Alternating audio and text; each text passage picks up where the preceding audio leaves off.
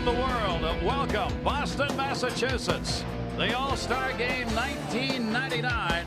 It was, without a doubt, the best moment, time, anything in the game that I've ever experienced. The All-Stars of the National League and the All-Stars of the American League. And in addition to that, the greatest players of the last 100 years still alive, being recognized here tonight. That's my favorite moment in this game. We now present the greatest collection of baseball talent ever gathered on one ballpark field. Because of the amount of electricity that was in the air for that game, you could have probably turned all the lights off and still played that game, and everybody would have been able to see everything. There will not be another day that the living of the greatest and future greats of the game will be in one place at one time. Never again. I knew we were having the all-century team out there, but I didn't know Ted was throwing out the first ball.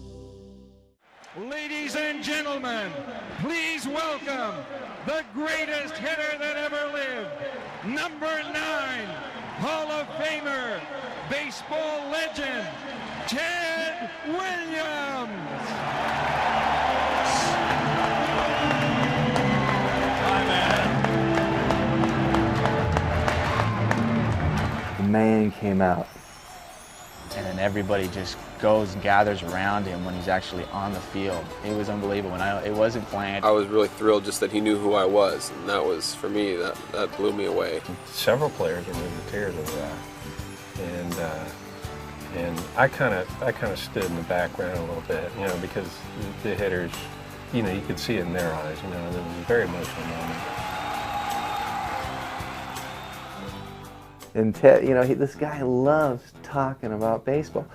He knew my stance, he knew the position of my hands, he knew how I made adjustments with 2 strikes, and you know, every time he saw me swing, he saw Joe DiMaggio, and I just really didn't know how to respond. I was overwhelmed. The conversations that were going on around, you know, guys introducing themselves. Hi, I'm Steve Carlton, I'm Juan Marichal, I'm Hank Aaron, I'm Ricky Henderson.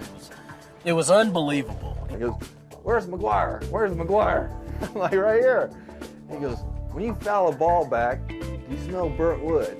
I go, "Yeah, I do." And I'm like, that's a pretty unique question to ask me out here. And we ask that the players return to their dugouts. Thank you very much. And it's the only time that since I've been playing a game, where I ever heard a PA guy say, "Okay, we got to break it up because we got to play a game." And we're like going, "What are you, crazy? You know, the TV can wait. This is, you know, we're not going to be able to experience this ever again." Ted will talk baseball forever. Teddy Ballgame, he nicknamed himself, is known, of course, as the Splendid Splinter.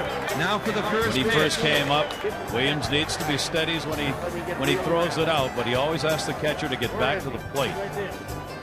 You see his eyesight bothers him a bit, so he's asking Gwynn to help him out in that department. He got it up there. Did you see all the flash bulbs go off? Teddy Ballgame.